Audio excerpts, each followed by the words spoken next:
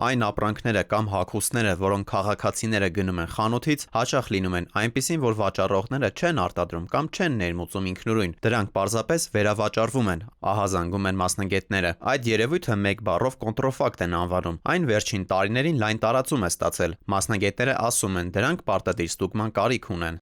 Անգամ մանկական խաղալիքները դրանք պետք է ստուգվեն։ Գործ ունենք տարբեր մարդու առողջությանը եւ կյանքին հնարավոր վնասների հետ։ Մասնագետների խոսքով հեղինակային իրավունքների պաշտպանությունը Հայաստանում խոցելի ոլորտներից է, եւ թե հայաստանյան արտադրողները, թե միջազգային բրենդները երկրում ունենում են խնդիրներ, քանի որ եղել են դեպքեր, որ արտադրվել են նույնատիպ ապրանքներ կամ ներկրումները իրականացվել են այլ երկրներից։ Հայաստանում կա օրինակ X ապրանքի ներկայացությունը,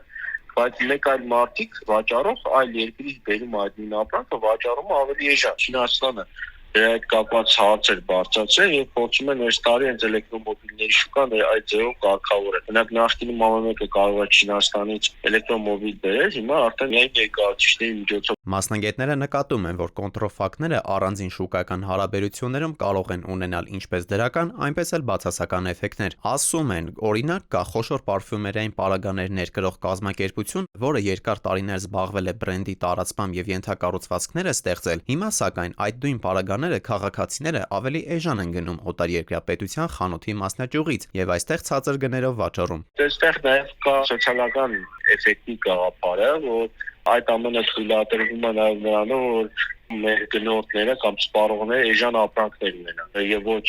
պաշտոնական ներկայացուցիչներից համեմատաբար թանկ ապրանքներ։ Սպառողի համար մեծ հաշվով էական չի, թե դա պաշտոնական ներկայացուցիչ են դերբերում, թե այլ անձից, բայց օրինակ մի շարք ապրանքներ կա, որ շատ կարևոր է պաշտոնական ներկայացուցիչ դերբերել, քանի որ այդ վաճառքային սպասարկման անհրաժեշտություն առաջանում։ Մասնագետների պնդմամբ պետությունը պետք է քայլեր ձեռնարկի, որպեսզի տեղական արտադրությունը դառնա մրցունակ օնլայն հարթակներում վաճառվող ապրանքների հետ։ Փաստաբանները նշում են, որ Հայաստանը միացել է կոնտրոֆակտ արտադրանքի, արտադրությանը եւ տարածմանը հակազդելու ոլորտում համագործակցության մասին համաձայնագրին, որի շրջանակներում ներպետական օրենսդրության մակարդակով պարտավորվել է ձեռնարկել միջոցներ ուղղված մտավոր սեփականության եւ իրավունքների իրավական պահպանությանը եւ պաշտպանությանը։ Ընդհանուր նախատեսվել է նաեւ վարչական քրեական պատասխանատվություն մտավոր սեփականության իրավունքների պաշտպանության նորմերը խախտելու համար, որոնք օրինակ արտահայտվում են տուգանքով, հանրային աշխատանքներով կամ ընդհանուր միջև ազատազրկման։ Այսպիսի միջոցառումների համատեքստում ասել, որ կոնտրաֆակտ ապրանքները Հայաստանի Հանրապետության վերահսկողությունից դուրս են, սխալ կլինի։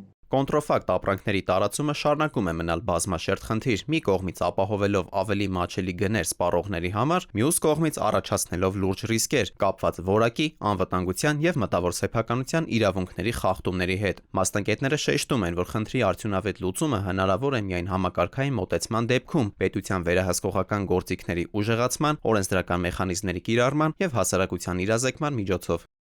Դավիթ Թադևոսյան, ժամը լրատվական։